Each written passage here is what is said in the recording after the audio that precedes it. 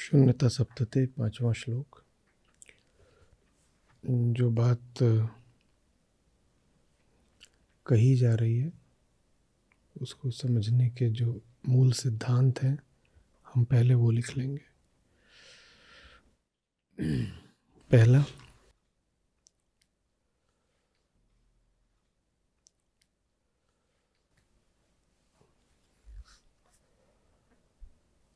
सत और असत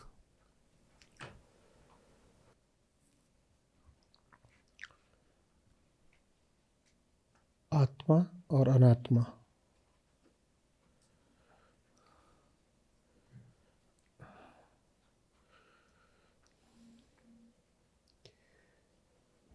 नित्य और अनित्य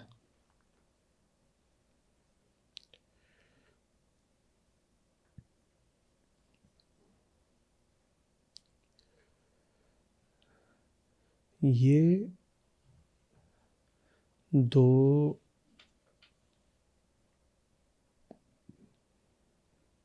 परस्पर भिन्न आयाम हैं।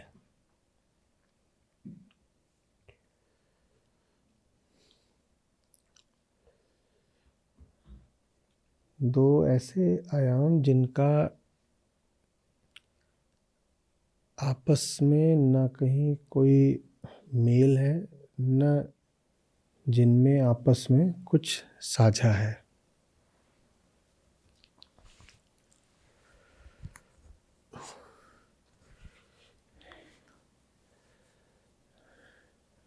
एक आयाम है उसका जो है,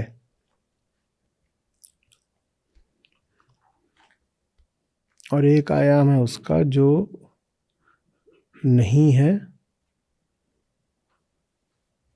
पर प्रतीत हो सकता है।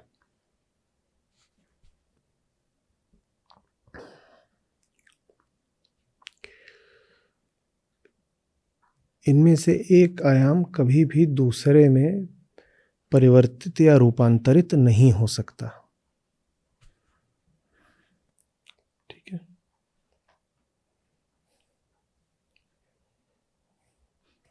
ये स्पष्ट है इतना। न कभी असत सत बनने वाला है, न सत किसी भी काल में या किसी भी दशा में असत बन सकता है। न सत से असत की उत्पत्ति संभव है, न असत किसी प्रकार परिवर्तित होकर सत हो सकता है।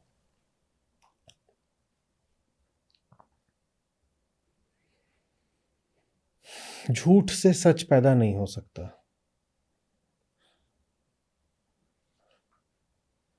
और सच को झूठ में बदल देने का भी कोई उपाय नहीं होता।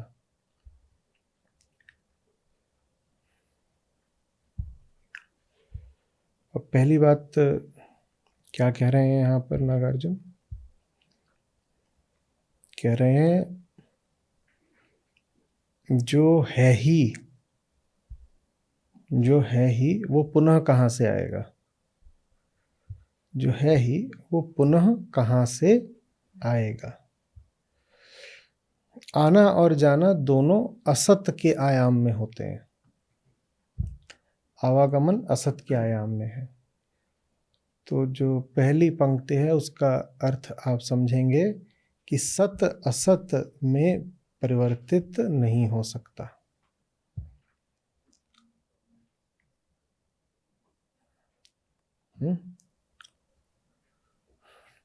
आगे, जिसकी उत्पत्ति अभी होनी है वो भी अस्तित्ववान नहीं हो सकता। जिसकी उत्पत्ति भी होनी है माने जो काल की धारा में प्रकट होता है, काल की धारा में मिट भी जाता है। तो जो असत है वो भी सत नहीं बन सकता। पहले कहा था जो सत है वो असत नहीं हो सकता, अब कह रहे हैं जो असत है वो सत नहीं हो सकता। तो जो कुछ भी आपको अपने सामने उत्पन्न होता दिख रहा है, माने जो भी घटना है, प्रक्रिया है, लिख लीजिए घटना प्रक्रिया, माने आपके सामने ठीक अभी जो भी घटना या प्रक्रिया घट रही है,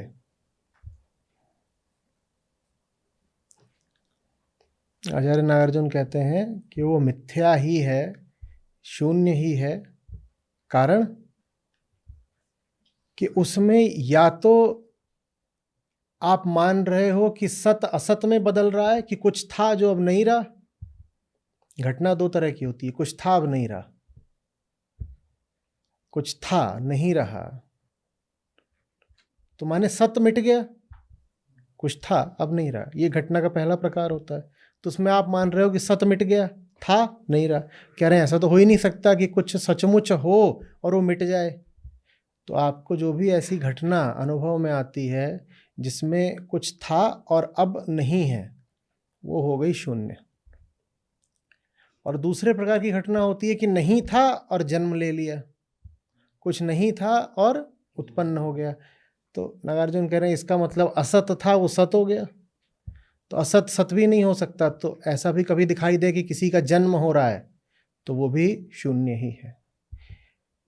कुछ विनष्ट हो रहा है, किसी की मृत्यु हो रही है, उसका मतलब हुआ सत असत में बदल रहा है, वो हो नहीं सकता, सिद्धांत विरुद्ध बात है।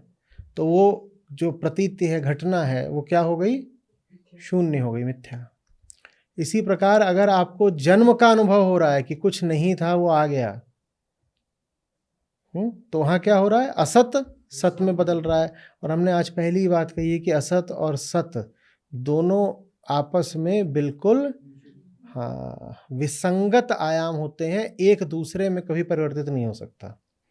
तो इसलिए आपको जितनी भी घटनाएं दिखाई दे रही हैं वो सब शून्य है, वो सब शून्य है। जो कुछ भी आपके सामने घटित हो रहा है वो सब शून्य है। किस तरह से शून्य, समझिएगा।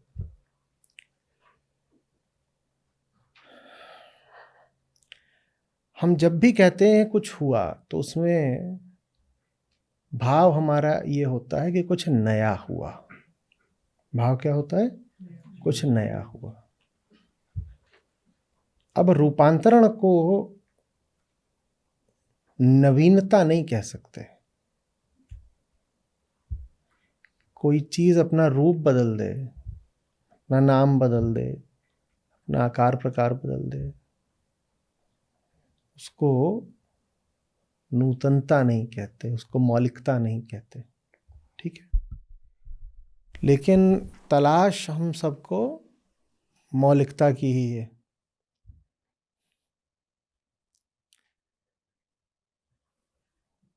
पुराने से ही तो सब उबे हुए हैं और दुखी हैं ना। तो सब कुछ मौलिक ही तलाश रहे हैं। और मौलिक कुछ घटना घट सके इसके लिए जरूरी है कि या तो असत सत में बदले या सत असत में बदले। वो हो नहीं सकता। सब कुछ चाह रहे हैं ऐसा जो एकदम नया हो। कुछ ऐसा नहीं चाह रहे हैं कि जैकेट बाहर से गंदी हो गई थी तो उतार के पलट के पहन ली। आपकी ये गंदी जैकेट आपको पलट कर दे दी जाए और कहा जाए ये लो नई जैकेट और निकालो 4,000 रुपये, तो कैसा रहेगा? ठग लिए गए ना। यही माया है। माया में नया कुछ नहीं होता। आपकी ही पुरानी जैकेट पलट कर आपको दे दी जाती है और दाम भी मूंड लिए जाते हैं। नया तो कुछ नहीं था ना। लेकिन जब आप उसके दाम देते हो और प्रसन्न भी हो जाते हो तो भाव यही रहता है कि जिंदगी में कुछ नया मिल गया। और नए को लेकर के आचार्य साहब समझा रहे नया कुछ नहीं हो सकता, क्योंकि नए से आशय ही यही होगा कि सत असत हो गया या असत सत हो गया, और ये दोनों ही असंभव है। ना सत सत असत हो सकता, ना असत सत हो सकता, तो नया कुछ कैसे हो सकता है?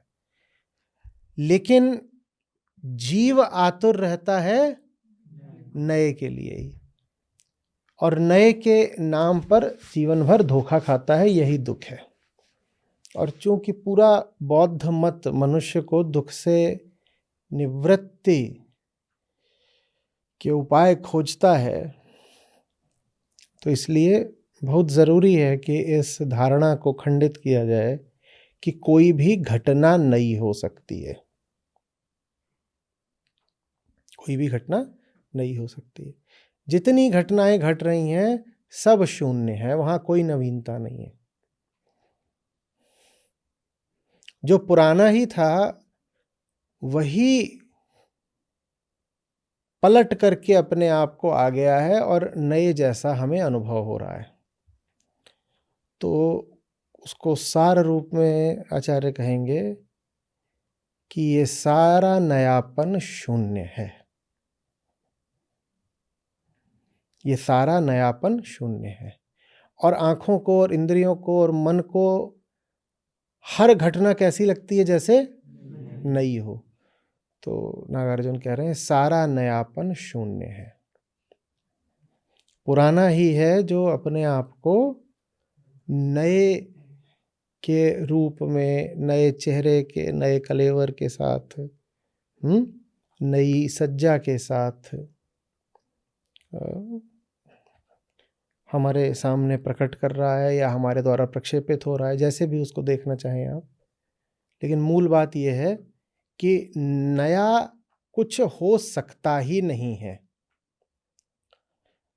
न सत असत में बदलने वाला, तो कुछ कैसे नया हो जाएगा? न असत सत में बदलने वाला। तो कुल मिलाकर के हमें जो सब घटनाएं दिखाई दे रही हैं नई नई नई, वो असत का ही बहुरंगी खेल है, कैलिडोस्कोपिक। असत ही बहुत सारे रंग बदल बदल पलट पलट के हमको दिखा रहा है, और चूंकि वो असत का ही रूप परिवर्तन है तो इसीलिए उसको नया बोलना ठीक नहीं होगा। और जो भाव उठता है कि कुछ नई घटना घटी, वो भाव हो गया फिर मिथ्या, शून्य, एकदम शून्य।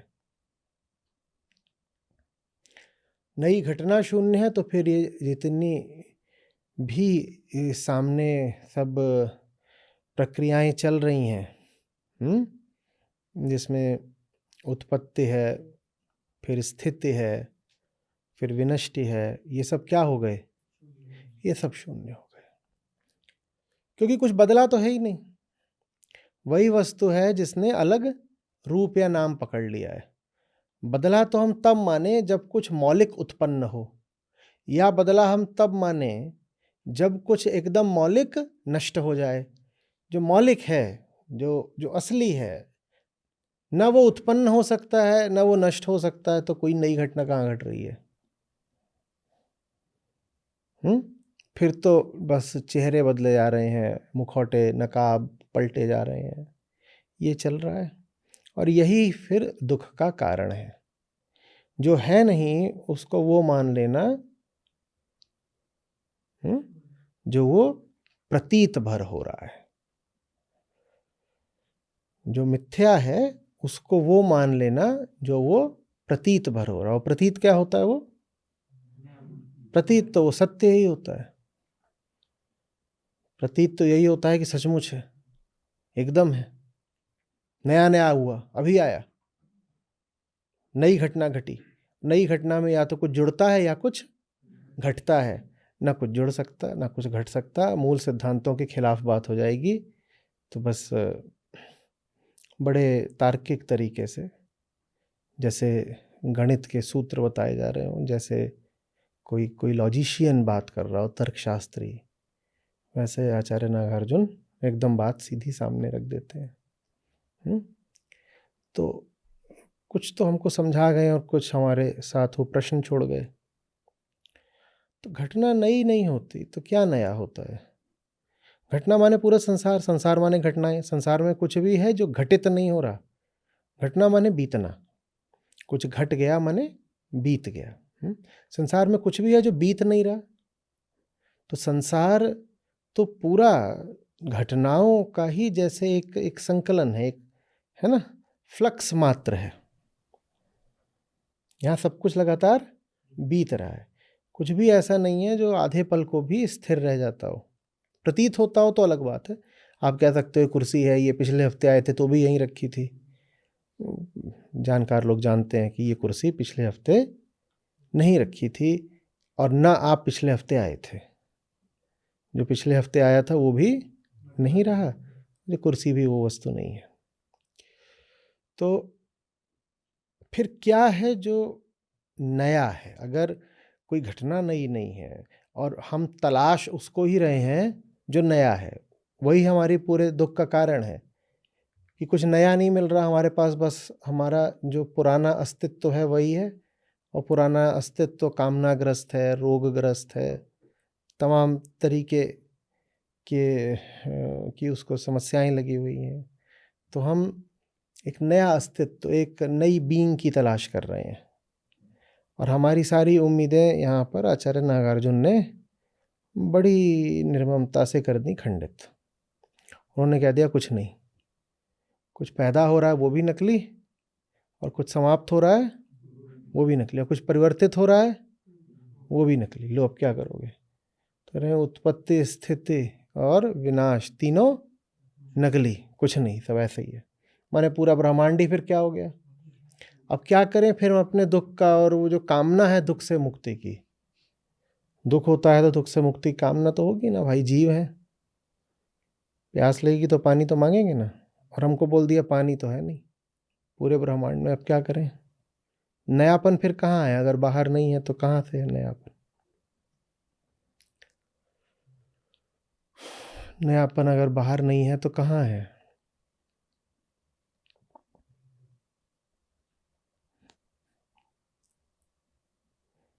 नयापन सृष्टि में नहीं है, नयापन दृष्टि में है। नयापन किसी इवेंट में नहीं है, नयापन इंसाइट में है।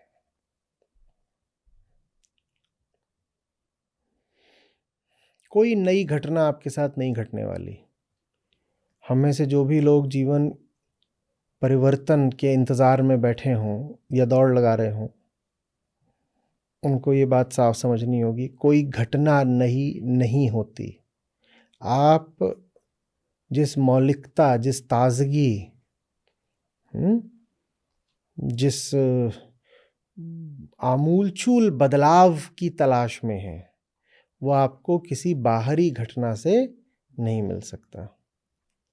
कुछ नहीं मिलेगा, बस बाहर जो एक चीज़ थी वही अपना रंग रूप बदल के आ जाएगी। कुछ समय के लिए आपको धोखा हो जाएगा, धोखे की आपकी जो अवधि रही है पुरानी वो थोड़ी और बढ़ जाएगी। कुछ समय तक आप अपने आप को बहला फुसला लोगे, मनोरंजन हो जाएगा, और फिर वही ढाक के तीन पात, पता चलेगा ये तो वो है ही नहीं जो चाहिए था।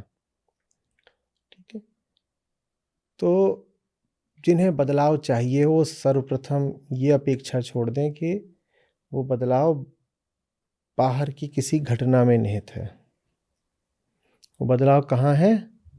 वो बदलाव है आप में। क्या आप समझ पा रहे हो? क्या आप समझ पा रहे हो? वो बदलाव बस आपकी समझ से आ सकता है, बोध से। ये बुद्ध की तरफ की बात है ना। वो बदलाव एक ही हो सकता है, आपका बोध। बाहर कुछ बड़ा भारी बदल गया तो कोई बात नहीं, कुछ बहुत नहीं बदला तो भी कोई बात नहीं। वास्तविक बदलाव ये है कि अब बाहर जो है हम उसको समझने लगे हैं। बात ये नहीं है कि पहले बाहर बुरा बुरा था अब अच्छा अच्छा हो गया है। बात ये है कि अब जैसा भी है बाहर, हम उसे अच्छा बुरा ये सब बाद में बोलते हैं, हमें कोई हड़बड़ी नहीं है। नहीं भी बोल रहे अच्छा बुरा तो भी चल जाता है, पर अब ज़्यादा ज़रूरी, ज़्यादा केंद्रीय ये हो गया है कि जो हो रहा है वो समझने लगे हैं। वो दृष्टि आ गई है जो, हाँ, वो दृष्टि विकसित करी है, स्वयं को तपा करके दृष्टि के आगे जो सब कूड़ा कचरा इकट्ठा किया था जला दिया है। तो अब जो भी हो रहा है वो समझ में आता है। अब ये नया है, ये नया है।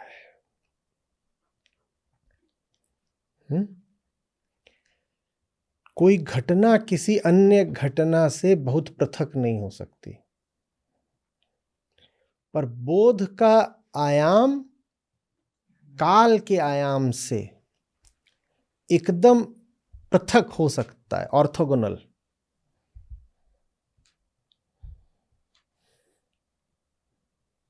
कभी ना मिलने वाला।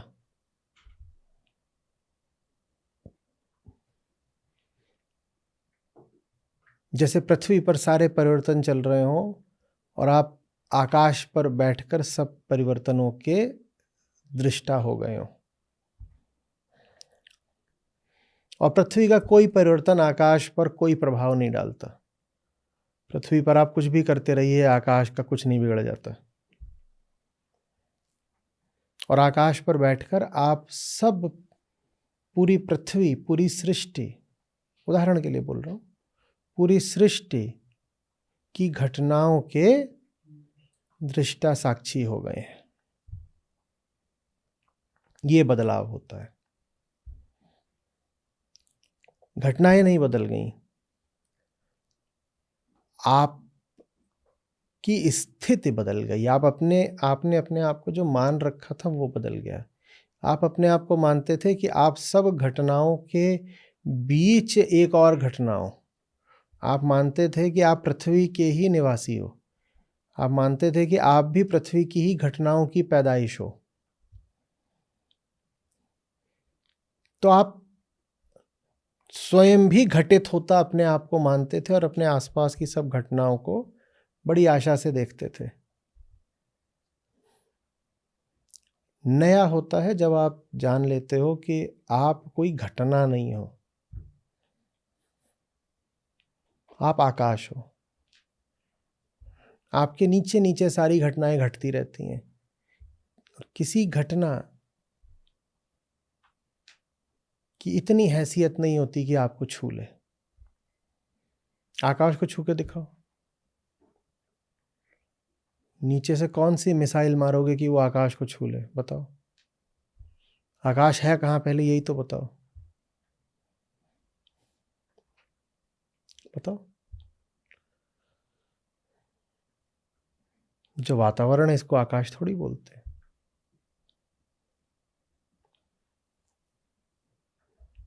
आप जिस भी बिंदु को आकाश बोलोगे उससे ऊपर जो है फिर उसको क्या बोलोगे? तो आकाश तो अनंत हो गया, उसको स्पर्श ही नहीं करा जा सकता ना। जिस भी बिंदु को आकाश बोलोगे उसके ऊपर भी ये भी अनंत आकाश है। तो जो भी बिंदु आपने पकड़ा हुआ आकाश तो नहीं हुआ। आकाश माने उच्चतम, सब उसके नीचे नीचे है, सब नीचे नीचे है। जैसे आप फ्लाइट से जा रहे हो दिवाली की रात को और नीचे रॉकेट छोड़े जा रहे हैं, आप रो पड़ते हो क्या? अभी ये एक आके लगेगा, एंटी एयरक्राफ्ट रॉकेट, मुर्गा छाप, और प्लेन क्रैश हो जाएगा। हुआ? क्यों नहीं रो पड़ते? सिर्फ 35,000 फीट पे तो जा रहे हो। नीचे से कुछ बूस्टर वगैरह लगा के कोई रॉकेट फायर कर दे, क्या पता गिरी जाए नीचे। या कोई चक्री थोड़ी मनचली हो जाए, वो अपना आयाम बदल दे, बोले काहे को मैं जमीन पे ही गोल गोल करूं, ऊपर को उठना है। कोई फर्क नहीं पड़ता। जितने तुम्हें बम पटाखे नीचे चलाने हैं चला लो, हम पे कोई फर्क नहीं पड़ता। ये नयापन है, और ये नयापन तो बस 35,000 फीट का है। आकाश हो जाना मने वहां कोई प्लेन और रॉकेट भी नहीं पहुंचता। समझ में आ रही बात? आप देखो, खिड़की से नीचे देख रहे हो, देखो क्या दिख रहा है नीचे। आवाज आ रही है रॉकेटों की, सुई सुई। अभी नहीं 35,000 पहुंचे, अभी अभी टेक ऑफ किया है, आवाज आ रही। और बच्चे हैं, उनको उत्साह आ गया है कि ये रॉकेट है, इसको मार गिराते हैं, प्लेन जा रहा है, इसको रॉकेट से मारेंगे। आप डर गए? क्यों नहीं डरे? नीचे 10,000 की लड़ी फट रही है, आपका क्या होगा अब? कान में उंगली डाली? क्यों नहीं डाली?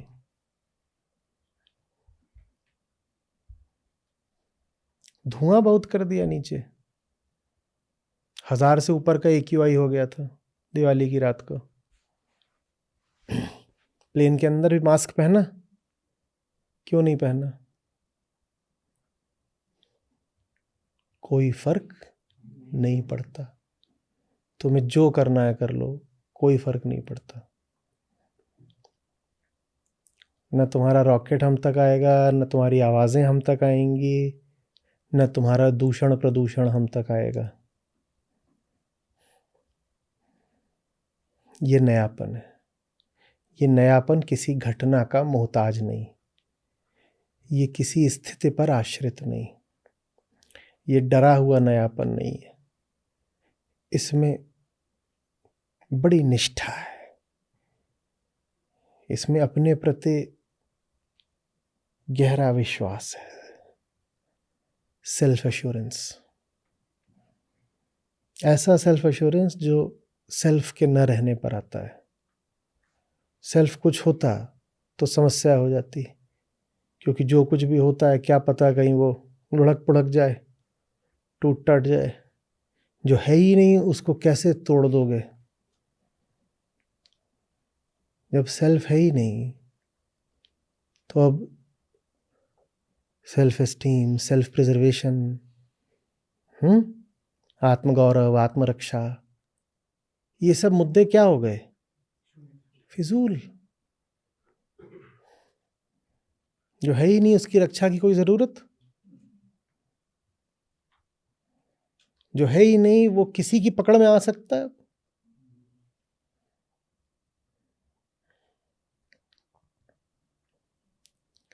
समझ में आ रही है बात? ये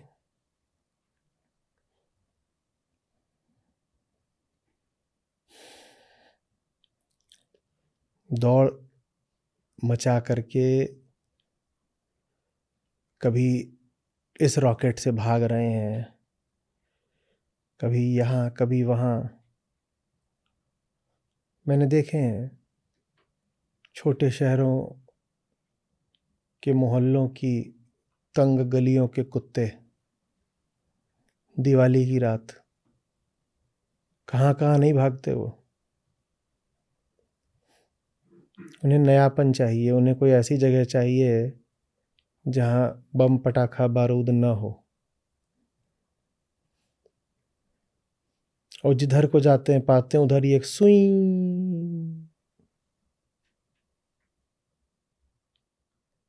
क्या हुआ? रॉकेट आ गया। कोई जगह नहीं मिलती उनको ऐसी जहां वो किसी तरह बच सके। हालत पस्त हो जाती है।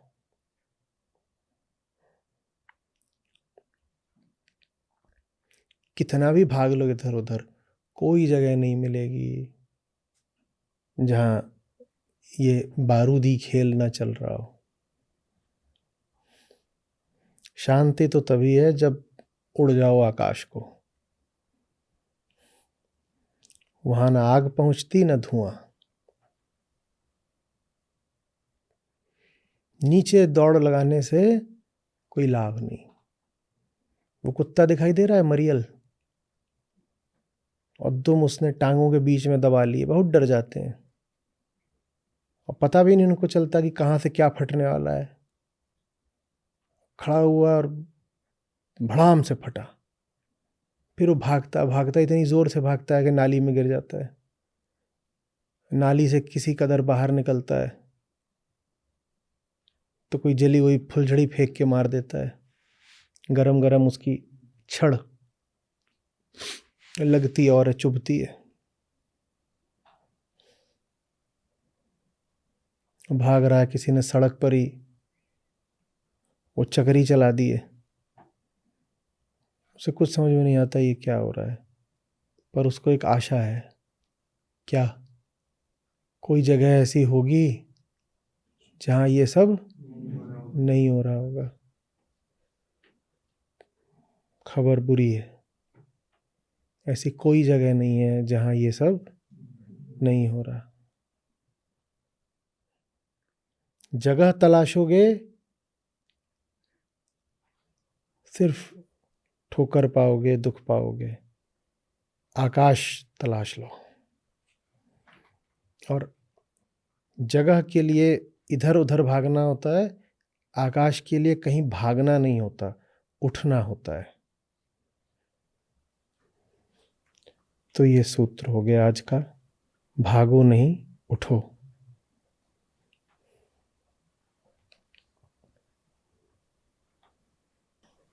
समझ में आ रही है बात? भागने में झूठा आत्मविश्वास बैठा है।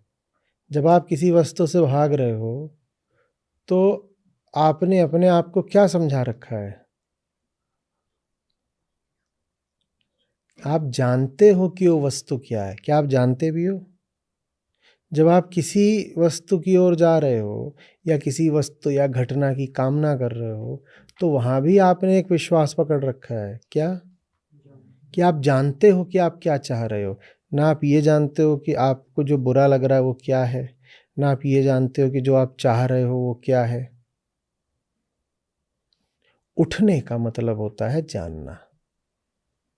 भागने का मतलब होता है जाने नहीं, बस भागे। जाने नहीं, बस भागे। आपने इस तरह के वीडियो देखे होंगे, इंटरनेट पर चलते हैं, कि बिल्ली सो रही है और नकली सांप कोई लटका करके सोती बिल्ली के आगे ले आता है, और बिल्ली की आंख खुलती है, और आंख खुलते ही बिल्ली क्या करती है? एकदम 4 फीट कूद जाती है ऊपर और बड़ी जोर से भगती है। ये हम हैं। हम भाग रहे हैं बिना जाने हम किससे भाग रहे हैं। ऐसे ही कुत्तों का रहता है, कुत्ता सो रहा है, उसके बगल में नकली एक प्लास्टिक का हवा भर के बाघ ला के रख दिया, और कुत्ते की आंख खुली, उसने वो बाघ देखा, बड़ी जोर से किकिया के भगा। ये हम हैं।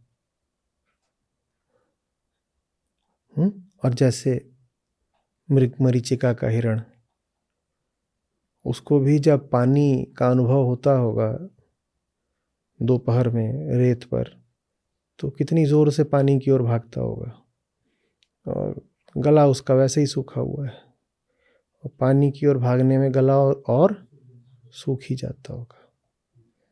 हम वो हिरण हैं जो जानता नहीं कि उसे किसकी कामना है। हम वो बिल्ली हैं जो जानती नहीं कि वो जिस सांप से डर रही है वो सांप वस्तुतः क्या है। मृग पानी को नहीं जानता, बिल्ली सांप को नहीं जानती, भाग दोनों रहे, वो हम हैं। उठने का मतलब है जानना।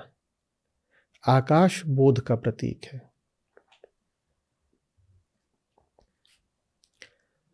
पृथ्वी का आयाम लिप्तता का प्रतीक है। लिप्तता अज्ञान में।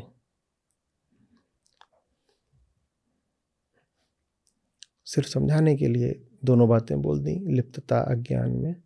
इससे कोई ये ना आशय ले ले कि ज्ञान में भी लिप्तता हो सकती है। लिप्तता का आशय ही होता है समझे नहीं तभी तो लिप्त हो। तो लिप्तता और अज्ञान एक ही बात है, दोहराव अनावश्यक है, रिडंडेंट है, पर समझने के लिए ठीक है।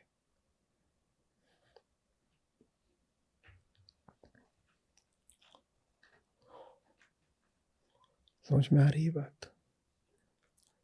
तो हम थोड़ा इस पर मनन करेंगे आज कि जो कुछ हमें चाहिए क्या हम सचमुच उसे समझते हैं, और जिस भी चीज़ से, घटना से हम बहुत घबराते हैं, कतराते हैं, भागते हैं, क्या उसको हम समझते हैं? और बड़ा विचित्र लगेगा अगर निष्कर्ष थोड़ा भी ये आने लगे कि नहीं, समझते नहीं है। स्थिति हास्यास्पद हो जाएगी, मूर्ख जैसा प्रतीत होगा कि जब जानते ही नहीं कि कौन सी चीज क्या है, तो उसके प्रति इतनी जोर की क्रिया कैसे कर लेते हो? कैसे कर लेते हो?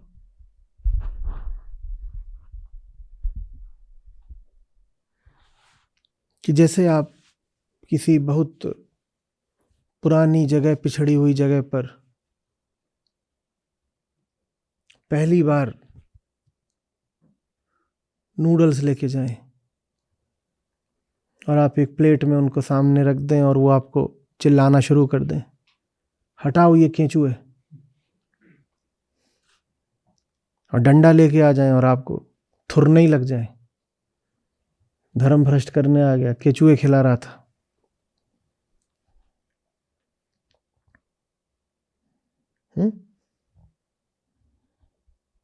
और इसके विपरीत कहीं और जाएं और आप दें तो कहीं तो बहुत अच्छे लोग हैं, इनकी सेवैयां तो बड़ी मोटी मोटी हैं, लाइए भैया लाइए, सेवैयां खिलाइए।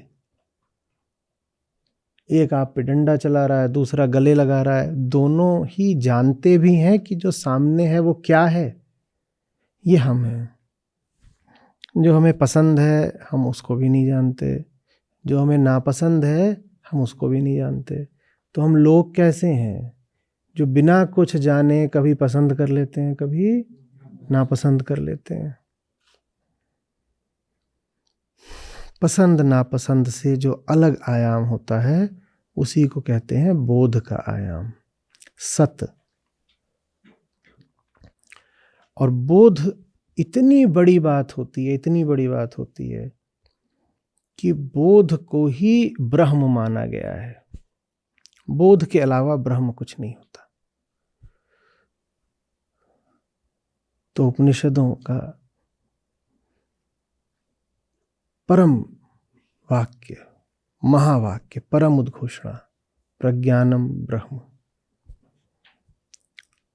और अभी हम कल बात कर रहे थे, हमने कहा था कि श्री कृष्ण 42वां श्लोक था ना भगवद गीता, स्थूल शरीर से इंद्रियां श्रेष्ठ हैं, इंद्रियों से मन, मन से बुद्धि, अंततः आत्मा। तो एक बंधु पूछने लग गए आत्मा कैसे श्रेष्ठ है। तो हमने उनको समझाने के लिए क्या कहा था कि आप आत्मा को पढ़िए, आत्मज्ञान। आत्मज्ञान से ऊंचा कुछ नहीं होता। आत्मज्ञान को आत्मा का दर्जा देना बिल्कुल अनुचित नहीं होगा, ठीक वैसे जैसे प्रज्ञान को ब्रह्म कहना अनुचित नहीं है। जैसे प्रज्ञान ब्रह्म है वैसे ही आत्मज्ञान आत्मा है। और मैं कह रहा हूं इसीलिए बोध ही सत है। अनुभव करना और समझना, ये दोनों क्या हैं?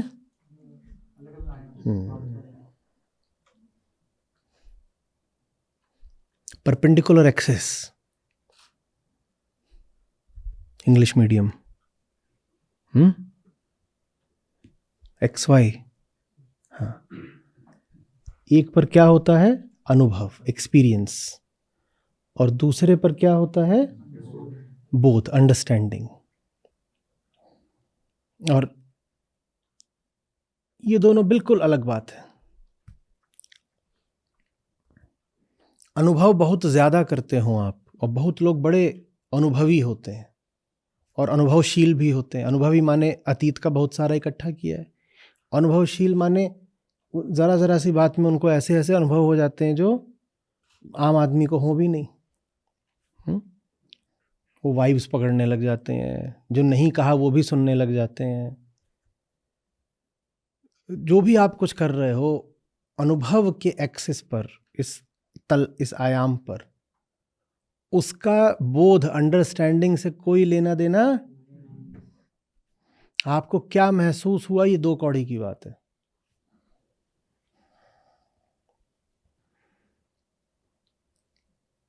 तो बात बात पर अपना अनुभव, अपनी भावना, अपने जज्बात लेकर मत खड़े हो जाया करिए। मुझे ऐसा लगा, जो लगा वो अपनी जेब में रखो। हमें प्रयोजन किससे होना चाहिए? क्या है, क्या लग रहा है, नहीं क्या है, क्या प्रतीत हो रहा है, नहीं क्या है।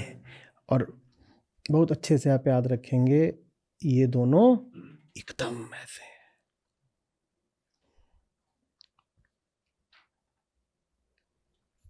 कवियों ने कहा ना, जैसे कभी ना हो सके रवि रजनी एक साथ। संत बाबा नहीं तो बोला है, गाइएगा आज। तो ये रवि और रजनी का इनमें आंकड़ा है कि रवि रजनी तो फिर भी ऐसा होता है कि संध्या काल थोड़ी देर को लगता है कि एक साथ हो रहे हैं, या उषा काल। अनुभव और समझ, बोध, ये कभी एक साथ नहीं चलते। तो समझ में अनुभव का स्थान क्या है? उत्तर है, अनुभव को समझा जाता है, अनुभव से नहीं समझा जाता।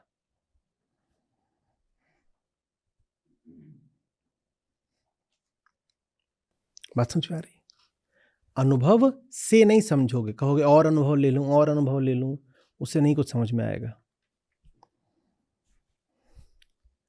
बुद्धिमान व्यक्ति के लिए थोड़ा अनुभव पर्याप्त होता है।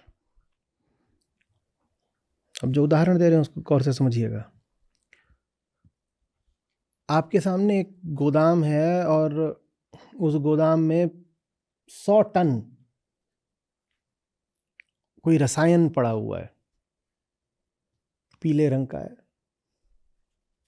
चूर्ण है, एमोर्फस पाउडर, और आप जानना चाहते हो कि ये क्या है। तो आप क्या करते हो? आप अगर पढ़े लिखे हो, थोड़े समझदार हो, और आपको दिखाया गया बड़ा भंडार है और इतने सैकड़ों टन कुछ रखा हुआ, आप जानते तो हो नहीं क्या है, तो आप क्या करोगे? सैंपल, नमूना, उस पर क्या करोगे? प्रयोग।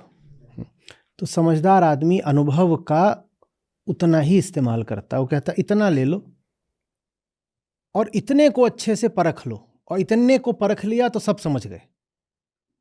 अगर इतने से सैंपल को, नमूने को भी परख लिया, तो ये जो समष्टि है ये पूरी समझ में आ जाएगी, कुछ उसमें ऐसा नहीं है कि बच जाएगा। फिर उसको ले जाएगा और प्रयोगशाला में सिद्धांतों के आधार पर, परीक्षण पर उसको वो जानेगा। तो ऐसा नहीं कि उसको अनुभव की एकदम ज़रूरत नहीं पड़ती, पर उसके लिए थोड़ा अनुभव पर्याप्त होता है। अब 100 टन रखा होगा वहाँ पे वो रसायन, उसके लिए 10 ग्राम पर्याप्त है। तो आप कहें क्या जीवन का कुछ भी अनुभव नहीं होना चाहिए? 10 ग्राम पर्याप्त है, या चलो और ले लो 100 ग्राम पर्याप्त है। अब ये मत कहना कि इससे ज़्यादा चाहिए। इससे ज़्यादा बड़ा तो कोई पात्र और टेस्ट ट्यूब और बीकर भी नहीं आएंगे जिनमें इस पर आप एक्सपेरिमेंट कर पाओ। और 100 ग्राम बहुत होता, हमें मालूम नहीं हो क्या चीज़ है, वो TNT भी हो सकता है। 100 ग्राम TNT में तो लैब उड़ जाएगी पूरी। तो 10 ग्राम बहुत है भाई। जो भी तुमको जानना समझना है 10 ग्राम में कर लो। अब ये भी मत करना कि हम तो ये जो भी रसायन है ये पार्थिव है, भौतिक है, तो इसको अस्पृश्य मानते हैं, तो छुएंगे ही नहीं। छुओगे नहीं तो पहचान नहीं पाओगे। तो छूना भी है, लेकिन बस 10 ग्राम छूना है, लेकिन 10 ग्राम। और एक बार जान गए कि क्या है तो बार बार मत पहुंच जाओ कि फिर से एक बार। अब जो जान गए उसमें बार बार क्या? अब इसका मतलब है कि तुम प्रयोग करने नहीं आए, तुम भोगने आए हो। अब रस की लत लग रही है। तो थोड़ा परीक्षण तो जीवन में करना पड़ेगा, सब रंगों का अनुभव लेना पड़ेगा। उसके बिना फिर समझ ही नहीं पाओगे बात क्या है। पर थोड़ा माने थोड़ा। अभी अपनी ईमानदारी पर है कि सीमा कहाँ खींचनी है। कोई ये भी कह सकता है कि मेरा पहला प्रयोग विफल गया, अब एक सैंपल और मिलेगा, एक और मिलेगा। अरे कितना और मिलेगा? शुरू में ग्राम में मांग रहा था, मिलीलीटर में मांग रहा, कह रहे 30 ml का एक और। भाई ठीक है, जितना जितना परखना है उसके लिए तुम पहले ही 100-200 मिलीलीटर ले चुके हो, इथाइल अल्कोहल है, उसने में निकल आना चाहिए। तुम किस प्रकार के प्रयोग कर रहे हो कि अभी तुम नहीं समझ पा रहे हो कि उसका शरीर पर क्या प्रभाव होता है। हम समझ रहे थे कि एकदम कुछ भी तुम उसको न छूते तो कुछ नहीं जान पाते, लेकिन अब तुम कहो कि एक के बाद एक, एक के बाद एक, अब टेस्ट ट्यूब में नहीं बोतल में मांग रहे, गजब कर रहे। तो थोड़ा काफी होना चाहिए, थोड़ा तो चाहिए होगा, लेकिन बहुत ईमानदारी से पूछ लेना कि अब जितना मांग रहे हो वो थोड़ा है या अब घोड़ा है। समझ में आ रही बात ये? तो अनुभव वो चीज है, अनुभव को समझा जाता है, जो हुआ है उसको समझा जाता है। जो हुआ है उसको दोहराने से समझ नहीं पाओगे। बार बार वही इथाइल अल्कोहल, उसको तुम, अब शरीर भी क्या है, एक रासायनिक पिंड ही तो है ना।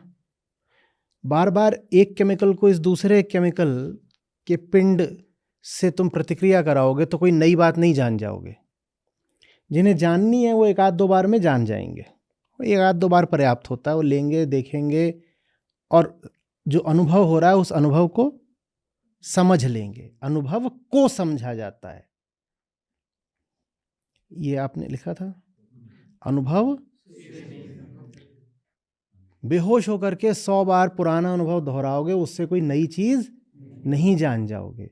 और समझदारों के लिए एक बार भी काफी हो सकता है, समझदार के लिए एक बार भी काफी हो सकता है। कहता है हाँ, एक बार प्रयोग किया और उस एक बार में हम पूरी बात पूरी समझ गए। चलो ठीक है, आप उतने नहीं समझदार हो तो एक की जगह 3 बार में कर लो। पर आप कहो 300 बार हो चुका है और अभी हम परीक्षण कर रहे हैं भाई, the lab is still open, तो वो लैब नहीं है, फिर वो कुछ और है, और वहां परीक्षण नहीं कर रहे हो, वहां भक्षण कर रहे हो। समझ में आ रही है बात ये? फिर से बताओ, ये आयाम है नीचे वाला, इस पर मैं कितनी भी दौड़ लगा लूं, इधर चढ़ूंगा कभी? आपके घर में फर्श होगा, आप फर्श पे कितनी भी दौड़ लगा लें, छत पे पहुंचे हैं कभी? कभी ऐसा हुआ कि घर में आप फर्श पे दौड़ते दौड़ते अचानक पाते हैं छत पे आ गए? ऐसा तो नहीं होता ना। लेकिन फर्श पर अगर जरा तरीके से, तमीज से चला जाए, दिशा से चला जाए, तो एक जगह होती है जिसको आप बोलते हैं, हाँ, वहां पहुंच जाए तो ऊपर जाया जा सकता है। लेकिन निरर्थक दौड़ने से, अंधा दौड़ने से नहीं पहुंच जाओगे ऊपर। चाहे जिंदगी भर दौड़ते रहो घर के अंदर, छत पर नहीं पहुंच जाओगे। तो ये जो नीचे और ऊपर के बीच में सीढ़ियां होती हैं, उसको यूं ही थोड़ी जीना बोलते हैं। वही जीवन है। समझ में आ रही है बात? ये नीचे से ऊपर जाना, यही है जीना। जो नीचे से ऊपर नहीं जा सकता वो नहीं जी रहा है। नीचे से ऊपर ऐसे ही जाया जाता है कि बोध में और अनुभव में एक संबंध होता है। जो अनुभव हो रहा है उसे गौर से देख लो। अब इसमें दोनों चीजें आ गई हैं, देखना भी और अनुभव भी। तो ये सीढ़ी जैसा हो गया, इसमें फर्श भी आ गया और अर्श भी आ गया। अनुभव को देख लिया, अनुभव को देख लिया।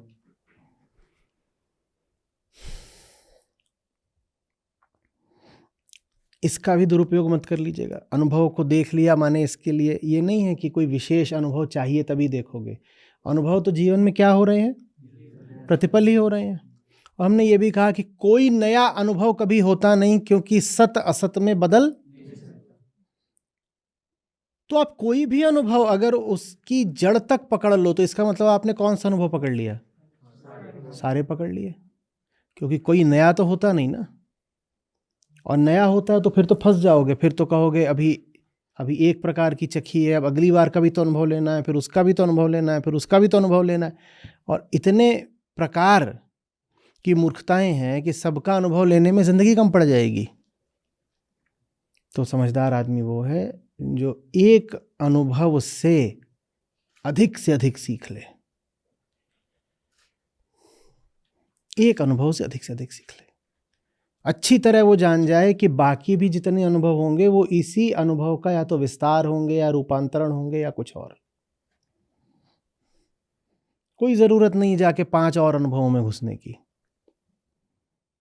लेकिन ये उन्हीं के लिए है जिन्होंने उस एक अनुभव से पूरा, अगर पिछला अनुभव बेकार गया है तो फिर तो जो अभी वर्तमान अनुभव है उसमें एकदम ऐसे प्रवेश करना पड़ेगा जैसे कुछ नहीं जानते।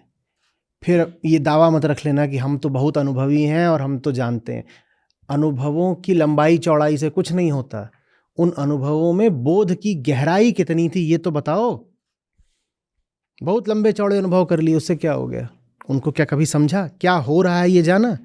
और अगर नहीं जाना तो अपने आप को बच्चा ही मानो, बिल्कुल जैसे अभी अभी दाखिला कराया गया हो स्कूल में।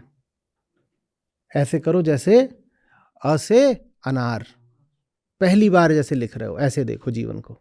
ये मत कहो कि हमें तो फलानी चीज का पहले से अनुभव है। वो अनुभव किसी काम का नहीं है। अगर वो अनुभव बोध में तब्दील नहीं हुआ तो वो अनुभव जितना भी है उसका दावा एकदम खारिज करिए, अलग रखिए। कहिए मुझे कोई अनुभव नहीं, मैं कुछ नहीं जानता, मैं एकदम आरंभिक स्तर पर हूँ, शुरुआत कर रहा हूँ, तो मैं जीवन को ऐसे देखूंगा जैसे पहली बार देखा है। ये दावा अगर मैंने रख लिया कि मुझे तो बहुत अनुभव है, तो फिर मैं नया कुछ कभी जान नहीं पाऊंगा। समझ में आ रही है बात? हमने कई बातें बोली हैं, उनको सबको एक साथ लेके चलना पड़ेगा। पहली बात, अनुभवों के विस्तार की कोशिश में मत लगे रहिएगा। सैंपल, नमूना काफी होता है। पूरा गोदाम नहीं चखा जाता, गोदाम से थोड़ा सा लेके चख लेते हैं और उतने में बात समझ में आ जाती है। चख लेते हैं, प्रयोग कर लेते हैं, जो भी है। दूसरी बात, इतनी विविधताएं हैं। पहली बात हमने कही क्वांटिटी के, है ना, संख्या, मात्रा इनकी। तो दूसरा हम अब पहले हमने मात्रा के संदर्भ में कही, अब हम संख्या के संदर्भ में कहना चाहते हैं। इतनी विविधताएं हैं, सबका अनुभव लेने लगे तो भी फंसोगे। पहले तो मात्राएं होती हैं। मात्रा कितनी थी? 100 टन। अब 100 टन का अनुभव लेने लग गए तो मर जाओगे। ठीक है ना, वो कुछ भी हो सकता है, पता नहीं क्या था उसका। 100 टन का अनुभव लोगे तो जिंदा ही नहीं बचोगे। तो पूरी मात्रा का अनुभव तो बच गए किससे? क्वांटिटी से। दूसरी बात हमने कही, अलग अलग तरह के भी तो रसायन है ना, सबका अनुभव नहीं लेना है, एक से ही सबको समझ लेना है। तो किससे बच गए फिर? नंबर से बच गए। माया दोनों तरीके से फांसती है। वो अपना आकार बढ़ा घटा सकती है और वो अपने आप को अनेक रूप रंगों में पृथक पृथक करके नाना अपनी विभक्तियां खड़ी कर सकती है। हमें दोनों में नहीं फंसना है। थोड़े से ज्यादा का ज्ञान ले लेना है और एक से अनेक का ज्ञान ले लेना है। थोड़े से ज्यादा का ज्ञान ले लेना है और एक से अनेक का ज्ञान ले लेना है। अभी ये भी तो देखना है, अभी वो भी तो देखना है, अभी ये तो रह गया। ये सब करोगे अगर, तो इसमें समस्या क्या है? अनेकता का कोई अंत, जीवन का अंत है। जीवन का अंत हो जाएगा, अनेकता का अंत नहीं होगा। आप बिना बोध के ही बैठे रह जाओगे। थोड़े अनुभव में ज्यादा जानो, सब अनुभवों का अधिकतम सदुपयोग करो। कोई बहुत साधारण भी अनुभव है, सुबह टहलने निकले हो, उतने में भी समष्टि को देख डालो। प्रभव से लेके प्रलय तक की पूरी कहानी दिख जाए बस मॉर्निंग वॉक में। करी क्या सुबह की सैर, जान क्या लिया, अरे तब से लेके और तब तक का, ब्रह्मा से लेके महेश तक का सारा कार्यक्रम देख लिया। कितने में? सुबह की सैर में। इंसान ऐसा चाहिए, जैसे बुद्ध ने एक की मौत में पूरे ब्रह्मांड की प्रलय देख ली थी। ने कहा था यहां तो सब कुछ ही मृत्युन्मुखी है, यहां क्या मैं जा रहा हूं उत्सव मनाने, यहां कुछ भी ऐसा नहीं है जिसके ऊपर मृत्यु न मंडरा रही हो। यहां उत्सव मनाने का तुक क्या है? इतने में सब दिख जाए, इतने में राई में पूरा पर्वत दिख गया। समझ में आ रही है बात?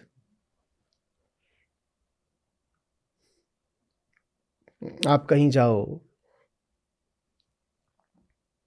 और वहां आप कहीं गए, किसी होटल में अपने कमरे में गए और वहां आपको कमरे में थोड़े बालू के कुछ कण दिखाई दें, तो आप समझदार हो तो इशारा आपको लग जाएगा कि बालू बालू, रेत के 2 कण देखे हैं, और इशारा लग जाएगा कि महासमुद्र है आसपास।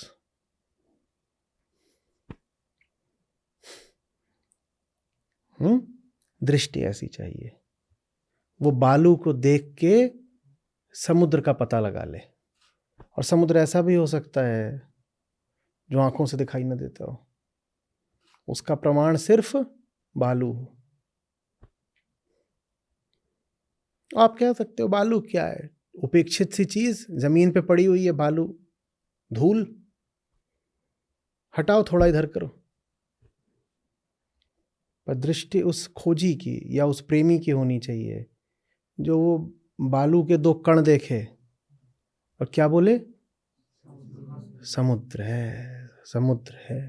कितनी अजीब बात, बालू और समुद्र में कोई रिश्ता कुछ नहीं, बालू का उसमें कोई, बताओ समुद्र दिख रहा है, दिख जाना चाहिए, जो नहीं दिख रहा वो भी दिख जाना चाहिए। जैसे चक्की के 2 पार्टों में सारा संसार दिख गया, जैसे जलती घास में हर इंसान को देख लिया,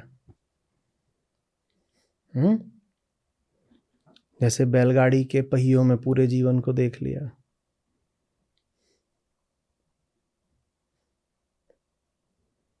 जो कुछ भी दिख रहा है उसमें बस वही ना दिखे जो दिख रहा है, वो भी दिखे जो वो छुपाए बैठा है अपने भीतर,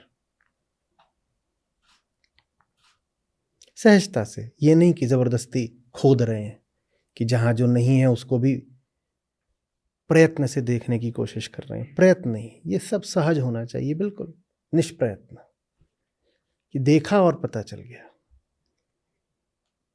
जैसे ये जो पूरा अनुभवों का आयाम है, प्रकृति का, भौतिक जगत का, असत का आयाम है। असत कह रहा हो हम तक मत रुक जाना, हम वो नहीं है जो तुम्हें चाहिए, हम सहायता करने को तैयार हैं, हम किताब बन करके तुम्हें शिक्षा देने को तैयार हैं। ऐसी बोधि दृष्टि चाहिए जो देखे दीवार को और देख ले रास्ता।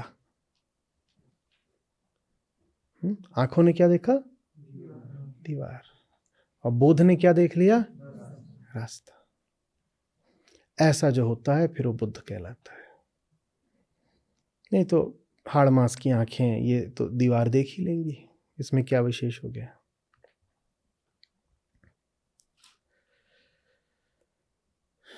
समझ में आ रही है बात? ये समझ में आ रही है बात? ये भी वही बात है। हो क्या रहा है? कुछ भी नहीं हो रहा। वो कंपन है, वाइब्रेशंस हैं, वो यहाँ आपके ईयर ड्रम पर पड़ रहे हैं, कान का पर्दा। लेकिन हो सकता है कि उससे बोध उदित हो जाए। नहीं तो क्या हो रहा है? कुछ भी नहीं, एक बहुत भौतिक प्रक्रिया हो रही है। मैं यहाँ से बोल रहा हूँ, मेरे आपके बीच में हवा है। मेरे बोलने से हवा में क्या हो रहा है? वो कंपन ऐसे आगे बढ़ता हुआ क्या कर रहा है? यहाँ जा करके। इसमें अंडरस्टैंडिंग कहाँ है? तो ऐसे ऐसे हुआ है बस। इसमें बोध कहाँ है?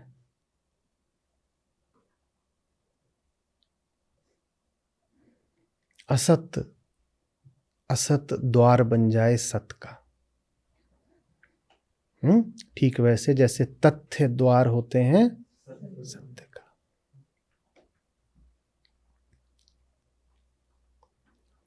अरे बात समझ में? संतों के यहाँ जाओ, वहां कुछ भी वो ही नहीं रहता जो तुम्हें दिख रहा है। तुम कहोगे खंभा है, वो कहेंगे अरे खंभा नहीं है, ये अहंकार है, ये धुरी है, एक्सेस है। इसने तुम्हारे पूरे घर को अपने पे थाम रखा है। ये क्या है? ये अहंकार है। इसी के चलते तुम्हारा पूरा घर है। अब ये अहंकार तो कहीं से नहीं है। आंख वो हो जो देख ले।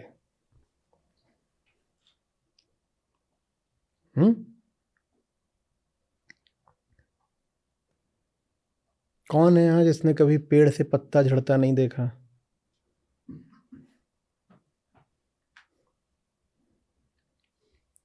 झड़ते हुए पत्ते को देख करके कभी तत्काल समझ में आ गया कि पुनर्जन्म, व्यक्तिगत पुनर्जन्म हो नहीं सकता? कभी हुआ? पर साहब भी चले जा रहे थे, उन्होंने बस यही देखा, एक पत्ता गिरा, बोले अब के बिछड़े ना मिले दूर पड़ेंगे जाए, दोबारा अब मिलन नहीं होगा। उनको पत्ते को देख के समझ में आ गया कि जो जाता है वो लौट के नहीं आता। हमें आया कभी? हमारे तो छोड़ो कि पत्ता गिर रहा हो, कई ऐसे सूरमा होते हैं वो कहीं भी खड़े हो जाते हैं, पत्ते नोचना शुरू कर देते हैं। ऐसों को देखा है? राक्षसी वृत्ति। वो किसी हरी चीज के पास खड़े हो जाएं, हो नहीं सकता कि वो बिना बात के उसको नोचना ना शुरू कर दे। फूल नहीं मिलेगा तो पत्ती से ही। पेड़ के नीचे खड़े होंगे, हाथ में अगर आ रही होगी तो टहनी तोड़ देंगे थोड़ी सी।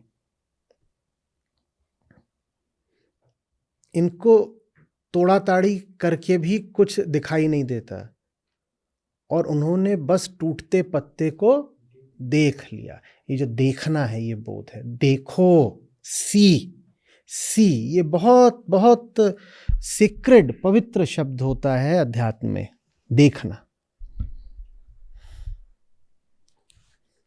देखना। इसकी टक्कर का फिर एक ही दूसरा होता है, सुनना।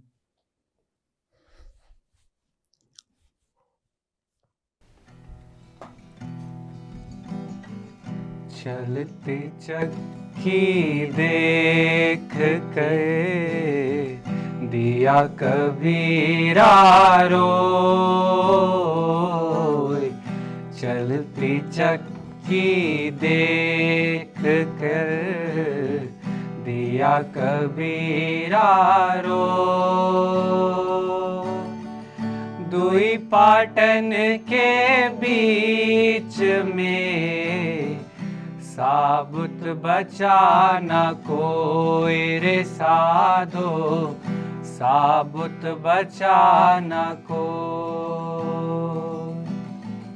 दुर्लभ मानुष जन्म है, देह न बारंबार।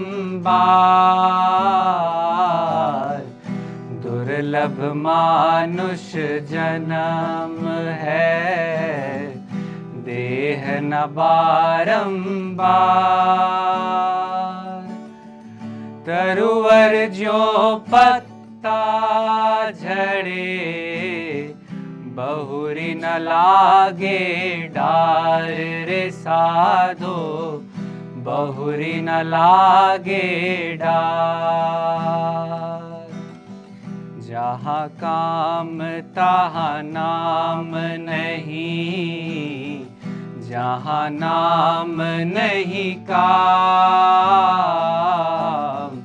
जहाँ काम तहाँ नाम नहीं, जहाँ नाम नहीं काम।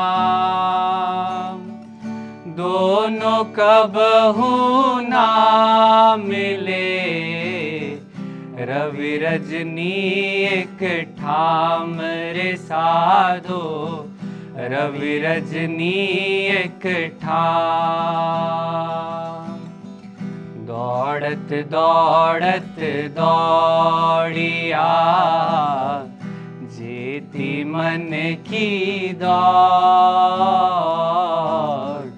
दौड़त दौड़त दौड़िया, जेती मन की दौड़।